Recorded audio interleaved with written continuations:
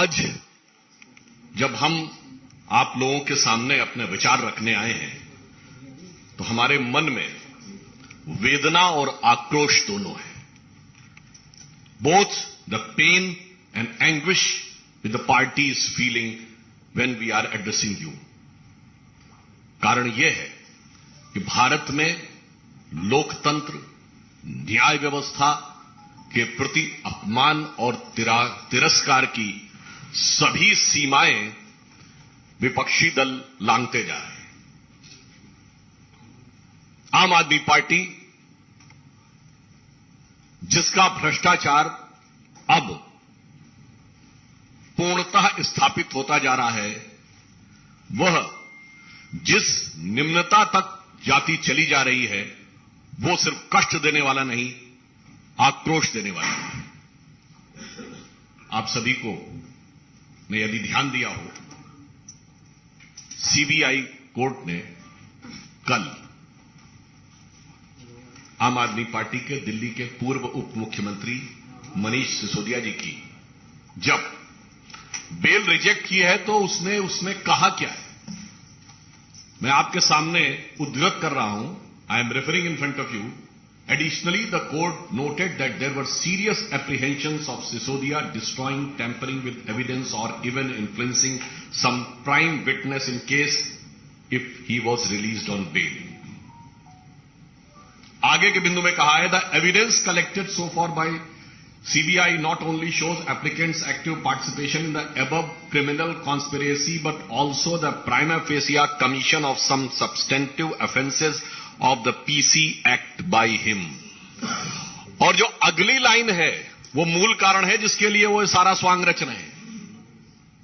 अगला ऑब्जर्वेशन है, Sisodia and other members of Aam Aadmi Party are accused of manipulating and implementation of the Delhi excise policy to facilitate monopolisation and cartelisation of the liquid trade in Delhi.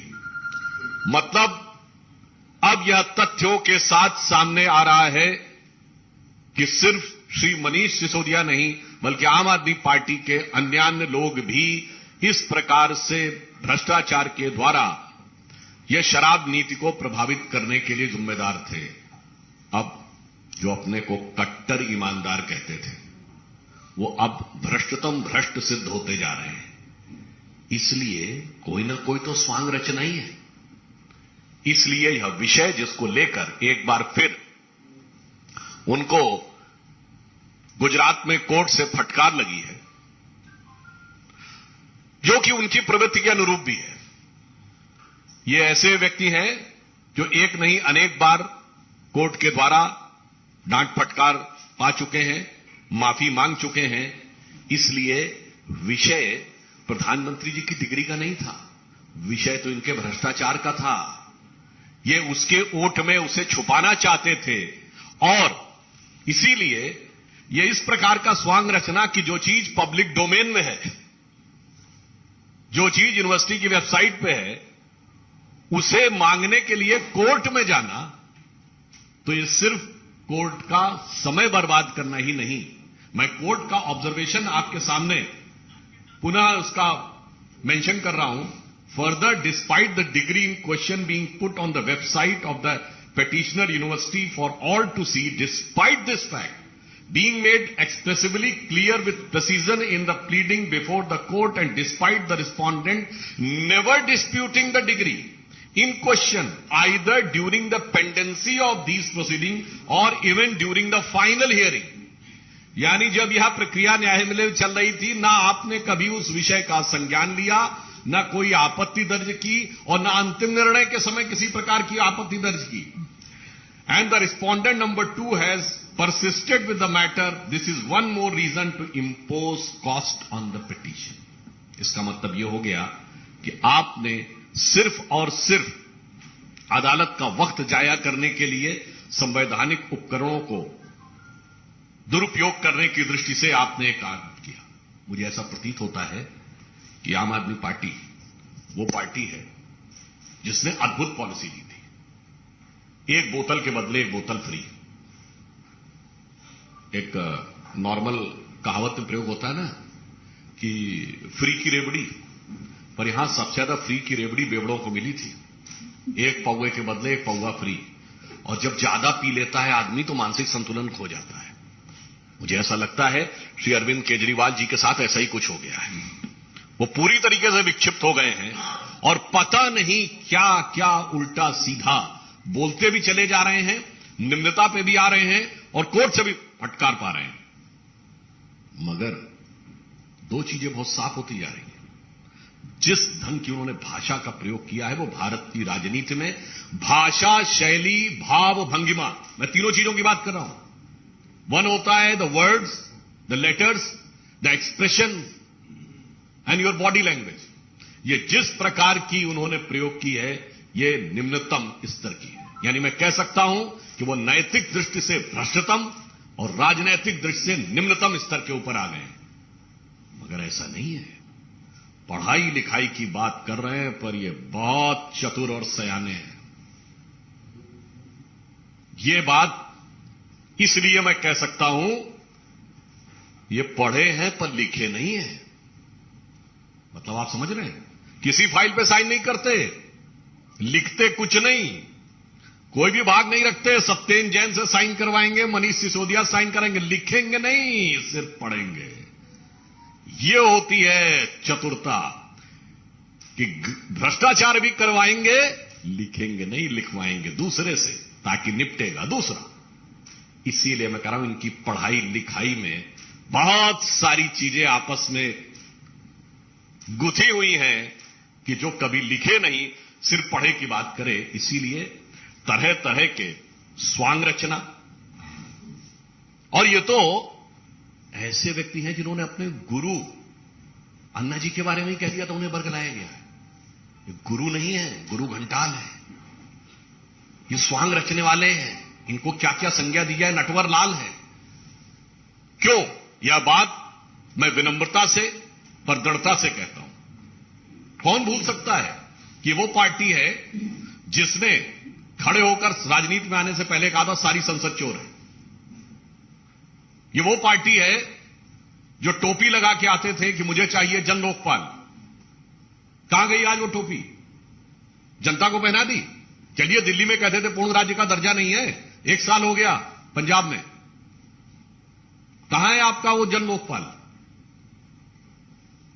ये वो party है जिन्होंने गठन के अंदर सबसे जल्दी सत्ता में आए चंद महीनों में।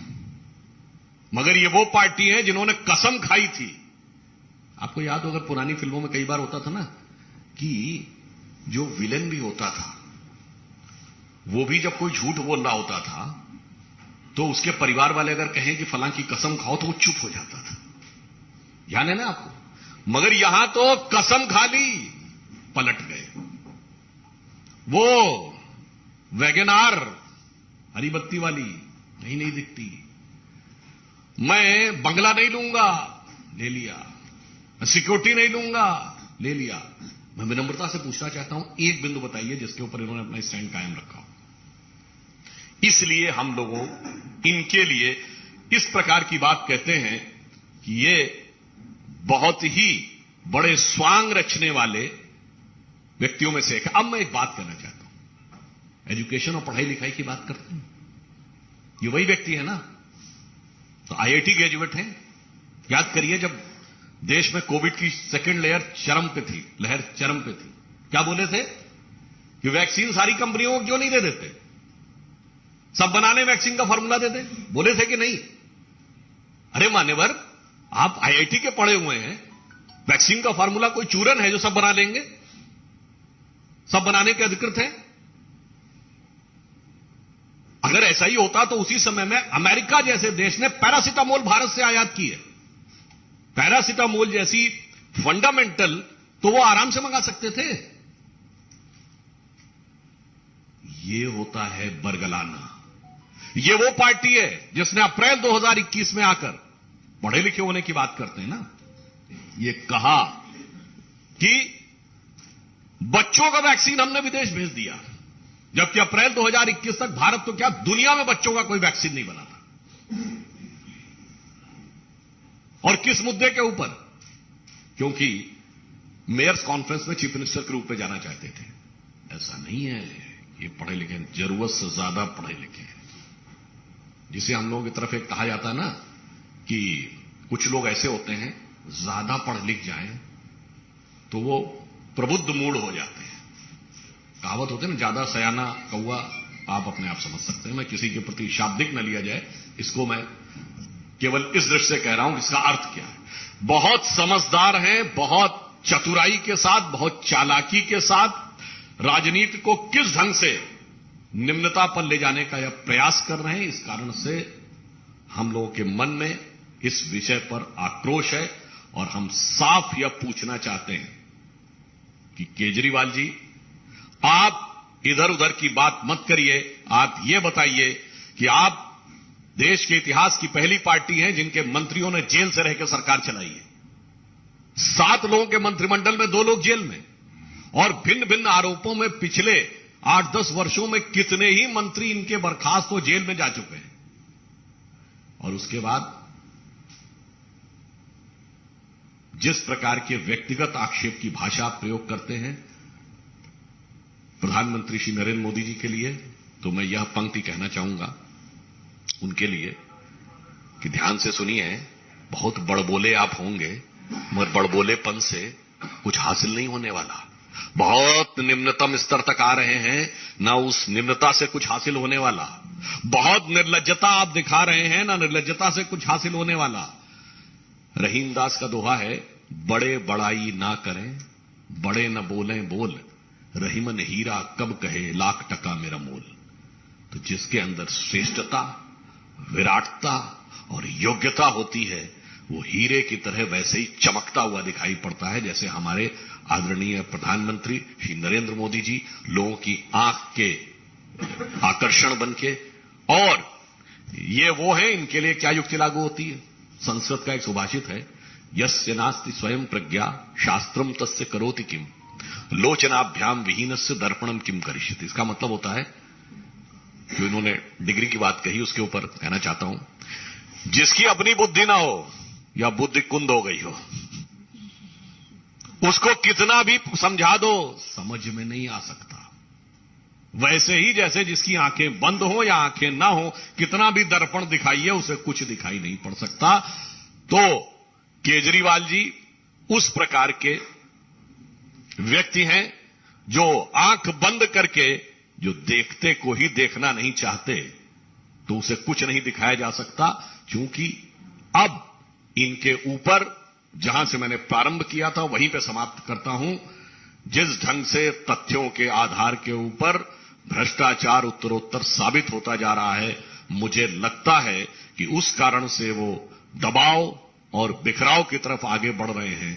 शायद विक्षिप्त होने की स्थिति में है, अथवा वो भविष्य की किसी योजना के तहत जानबूझकर यह एक आधार बनाने का प्रयास कर रहे हैं। धन्यवाद।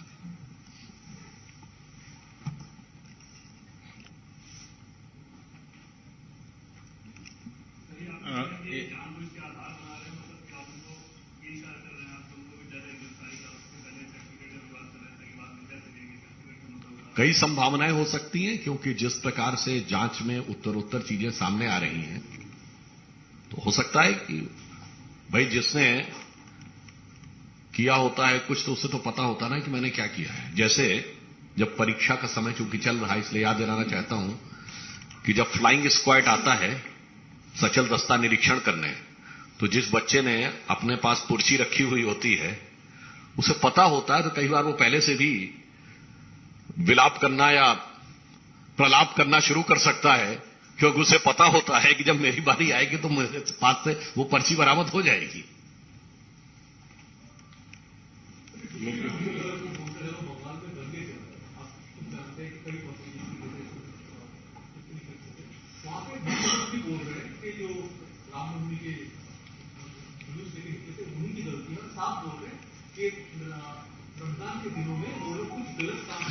देखिए, बहुत दुखद बात है, मुख्यमंत्री को कभी किसी समुदाय का नाम लेकर नहीं बोलना चाहिए। अगर बंगाल की मुख्यमंत्री ये बोलती हैं कि यदि किसी मुस्लिम के घर के ऊपर पथराव हुआ तो मैं बर्दाश्त नहीं करूंगी, क्यों बोलना ये? और क्या ये प्रिजम्पशन है या ये पहले ही एक समुदाय को यानी हिंदू समुदाय को लांछित करने का प्रयास है? इसलिए मुख्यमंत्री को या तो कुछ नहीं बोलना चाहिए, एक समुदाय कहना चाहिए हम हिंसा बर्दाश्त नहीं करेंगे। आप एक समुदाय का नाम लेके कहेंगे दूसरे समुदाय के बारे में, तो इसका मतलब आप प्रोवोक कर रहे हैं। और ये बंगाल में आज से नहीं हो रहा, बहुत लंबे समय से हो रहा। और ममता बनर्जी जी के सुलभ संज्ञान के लिए डाल देना चाहता हूं, आप बंगाल का इतिहास नहीं पढ़ी। जिस दिन डायरेक्ट एक्शन डे हुआ था 16 अगस्त 1946, 17वां रोजा था, सबसे ज्यादा कलकत्ता में हुआ था, रमजान के पाक महीने में हुआ था। याद करिए अभी 2015-16 में क्या होता था। हमारी सेनाएं कश्मीर में सीज फायर करती थी और आतंकवादी हमले होते थे। कौन सा चश्मा चढ़ा रखा है ममता जी आपने? मैं पुनः याद दिला रहा हूं, 1946 16th of August, direct action day by Muhammad Ali Jinnah, the worst effect was on Bengal and that was 17th day of Ramzan। और मुझे ऐसा लगता है कि जैसे सोहरावर्दी था उस समय बंगाल का गवर्नर, और जिस ढंग से उसने सांप्रदायिक नीतियां की थी, कुछ वैसा ही नक्शा कदम यहां नजर आ रहा है।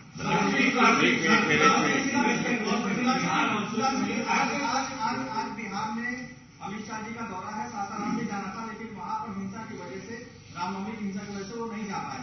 बीजेपी नेताओं का आरोप है कि वो जानबूझकर कराया गया क्योंकि उनके आज सासाराम में दौरा। देखिए, जिस ढंग की दुखद घटनाएं हो रही हैं, तो कहीं ना कहीं इनमें बहुत सारा संदेह की संभावना है। और जब जांच होगी तो ऐसे फैक्ट सामने आएंगे कि ये घटनाएं स्वतः स्फूर्त थी या योजनाबद्ध थी, और योजना थी तो किस कारण से थी। सर, एक प्रश्न है। गृह मंत्री ने पहल की थी 23 मार्च को पाकिस्तान पीओके में जो शारदा पीठ है उसको खोल दिया जाना चाहिए। आज उस पर एक सकारात्मक डिप्लोमेटिक गेम भी कह सकते हैं इसको, कि पीओके काउंसिल ने उसको स्वीकार कर लिया है, रेजोल्यूशन पास किया है कि उसको डेवलप करके खोला जाएगा कॉरिडोर के तौर पर भारतीय। ये बहुत सकारात्मक संदेश है, और ये इसलिए अधिक सकारात्मक है क्योंकि विगत 9 वर्षों से हमने एक बार भी पाकिस्तान के साथ ऑफिशियल बायलैटरल डायलॉग नहीं किया है। ये भारत के इतिहास के 75 साल में एकमात्र 9 साल है जब हमने कोई औपचारिक द्विपक्षीय वार्ता नहीं की है। इसके बावजूद यदि सकारात्मक संकेत आ रहा है, तो मुझे लगता है जो लोग हमारी सरकार की और प्रधानमंत्री श्री नरेंद्र मोदी जी के प्रति कितना भी विश्वमन करते हैं, उन्हें देखना चाहिए कि अमृत काल में अमृत की छींटें दिख रही हैं।